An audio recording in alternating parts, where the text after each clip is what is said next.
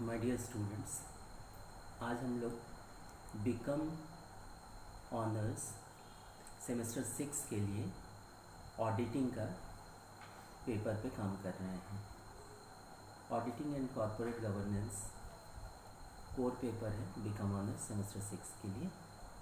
और इसमें जो चैप्टर अभी हम लोग डील कर रहे हैं वो है qualification, appointment, remuneration, removal, resignation, rights and duties of company auditor.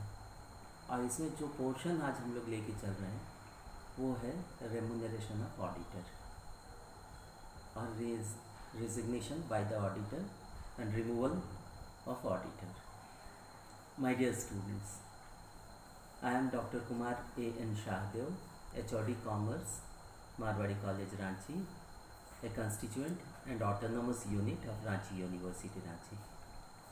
My dear students, जैसे कि आप लोग जानते हैं कि ऑडिटिंग लैटिन वर्ड ऑडायर से स्टार्ट हुआ। ऑडायर मतलब टू हियर, टू हियर मतलब to hear the things with sincerity, with commitment, with concern, with application, with devotion, dedication, truthfulness and facts.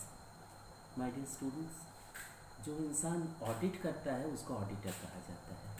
जो कॉम्पिटेंट क्वालिफाइड चार्टर्ड अकाउंटेंट होता है उसको ऑडिटर कहा जाता है। और इस ऑडिट वर्क को सिस्टमेटिक और मेथोडिकल प्रॉपर रखने के लिए, नियमानुसार रखने के लिए यह बहुत ज़रूरी है कि हम लोग उस ऑडिटर को प्रॉपर रेमुनरेशन दें। तो अभी ये प्रश्न उठता है कि कंपनी ऑडिटर का रेमुनरेशन कैसे फिक्स हो या उनको क्या रेमुनरेशन मिले। पहला चीज़ तो है जब सबके दिमाग में आता है, सबको अपील करता है कि the remuneration should be reasonable, the remuneration should be adequate, the remuneration should be effective, the remuneration should be such that it maintains the efficiency of the auditor। My dear students, जो book का language है उसके हिसाब से remuneration कैसा होगा।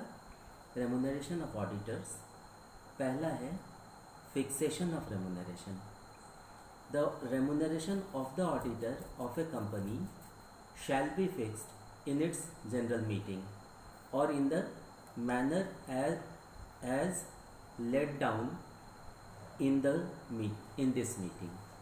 मतलब general meeting में जो लेट डाउन होगा रूल्स, जो डिस्कशन के बाद जो फिक्स होगा वही रेमुनरेशन होगा कंपनी ऑडिटर का। If the first auditor is appointed by the board of directors then the remuneration is fixed by the board of directors. ये रूल है।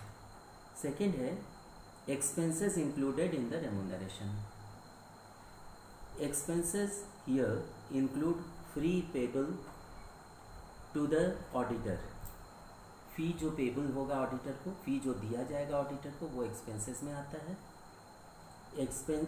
If any incurred by the auditor in connection with the audit of the company, अगर कोई और भी expense हो जो कि company के ऑडिट के संबंध में खर्च किया गया है ऑडिटर के द्वारा, तो उसको भी दिया जाएगा। And any facility extended to him, अगर कोई फैसिलिटी नियमानुसार दिया जाना है तो वो भी दिया जाएगा। However the remuneration shall not include any amount paid to the auditor for any other service rendered by him at the request of the company. तो रेमुनरेशन क्या होता है? पहला जो फी उसको पेमेंट करना है ऑडिटर को। दूसरा, अगर उसने ऑडिटर ने किसी तरह का कोई खर्च उठाया है तो उसका वहन अगर किया है खर्च का तो उसका पेमेंट होगा। और तीसरा है कि अगर उसको कोई फैसिलिटी नियमानुसार मिला हुआ है तो वो पेमेंट भी होगा। तो ये रेमुनरेशन या पारिश्रमिक हुआ ऑडिटर का। इसके बाद आता है अगर ऑडिटर ने किसी काम में कोताही की है, कोई नियम का भंग हुआ है या किसी तरह का मनमुटाव हुआ है तो उसको हटाया भी जा सकता है, लेकिन उसके लिए कुछ नियम है। तो इसको कहते हैं removal of the auditor. Removal और resignation of auditor and giving of special notice, ये सेक्शन 140 में आता है। Removal before expiry of the term of the auditor, auditor का जो टर्म होता है, जो टेन्योर होता है काम करने का, उसके एक्सपायर करने के, उसकी पूर्णता के पहले ही अगर उसको हटाया जाना है तो इसके लिए नियम दिया गया है सेक्शन 140 सब सेक्शन 1 में। इसमें है such removal requires a special resolution by the company, क्योंकि ये बहुत सेंसिटिव चीज़ है, बहुत महत्वपूर्ण चीज़ है कि आप ऑडिटर को हटा रहे हैं, कोई छोटा मोटा व्यक्ति नहीं है वो। जैसे रिलायंस ग्रुप ऑफ इंडस्ट्रीज़ में लाखों करोड़ों रुपया लगा हुआ है, कितने हजार इन्वेस्टर्स का, सभी इन्वेस्टर्स सभी बातों को नहीं समझते हैं, और ऑडिटर जो होता है वो उनके इंटरेस्ट को प्रोटेक्ट करता है और प्रमोट करता है। इसलिए जो उनके हितों की रक्षा कर रहा है उसको आप हटा रहे हैं, तो पहला ये जस्टिफाइड लगना चाहिए कि नियमानुसार उसका हटाया जाना जरूरी था। इसीलिए ऑडिटर को जब भी आप हटा रहे हैं तो उसके लिए एक स्पेशल रिजोल्यूशन होना चाहिए, प्रॉपर डिस्कशन होना चाहिए, सबको कन्विंस किया जाना चाहिए, तभी वो जस्टिफाइड लगेगा, तभी कन्विंसिंग लगेगा, तभी वो एज़ पर लॉ लगेगा, और तभी उसके पीछे मॉरल सपोर्ट और लीगल सपोर्ट आएगा।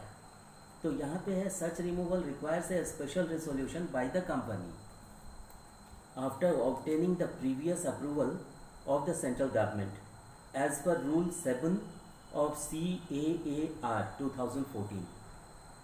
According to this rule, the application of central government form ADT 2 with prescribed fees has to be made within 30 days of passing of resolution by the board and within 60 days of the receipt of the approval of the central government. The company shall pass a special resolution in the general meeting before taking any action for removal. The auditor shall be given a reasonable opportunity to of being heard.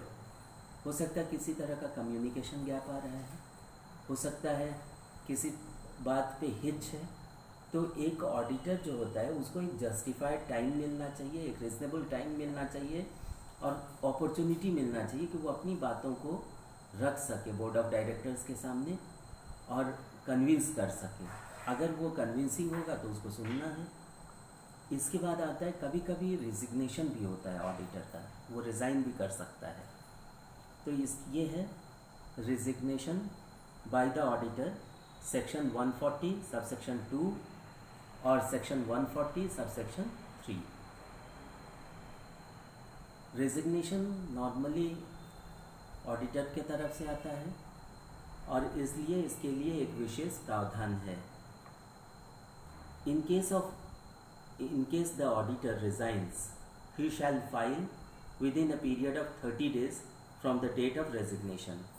वो personal reason से भी resign कर सकता है, कोई ज़रूरी नहीं है कि कोई झगड़ा हो या किसी तरह का विवाद हो या किसी तरह की परेशानी हो, उसका अपना व्यक्तिगत कारण से भी, ओल्ड एज के चलते या किसी और कारण से भी रिज़ाइन कर सकता है ऑडिटर। तो इसलिए कहा गया है कि in case the auditor resigns he shall file within a period of 30 days from the date of resignation a statement in the form ADT 3 with the company and the registrar and also with the CAG, Comptroller and Auditor General of India. The statement shall indicate the reasons and other facts as may be relevant with regard to his resignation. If the auditor fails to file such a statement, and he shall be subject to a maximum fine of ₹50,000 which may extend up to ₹5 lakhs. तो इसलिए ये ज़रूरी है कि resignation जब होता है तो वो कन्विंस करे कि क्यों रिज़ाइन कर रहा है। सबको एक उचित लगना चाहिए, न्यायोचित प्रक्रिया के अंतर्गत इसका रेजिग्नेशन होना चाहिए और किसी तरह शक या शुभा नहीं रह जाए, इस बात का विशेष ध्यान रखना चाहिए। क्योंकि ऑडिटिंग जो होता है वो एक बिल्कुल ट्रांसपेरेंट प्रक्रिया है, एक वो स्पष्टता होनी चाहिए उसमें, वो न्यायोचित लगना चाहिए और यही ऑडिटिंग की सार्थकता है कि वो अकाउंट्स को, अंकों का परीक्षण करता है, अकाउंट्स को प्रॉपर वे में ऑडिट करके और एक रीजनेबल रिपोर्ट देता है जिस पे सभी की विश्वसनीयता बनी रहती है। इसलिए एक बहुत महत्वपूर्ण प्रक्रिया है और इसमें जब ऑडिटर को रिमूव किया जाता है या रिज़ाइन करता है वो, तब भी सभी चीज़ स्पष्ट होना चाहिए, तब दोनों पक्ष खुश रहते हैं, दोनों पक्ष के लिए सकारात्मक परिणाम आता है और दोनों पक्ष सुविधा से व्यापार कर सकते हैं। Thank you very much and all the best.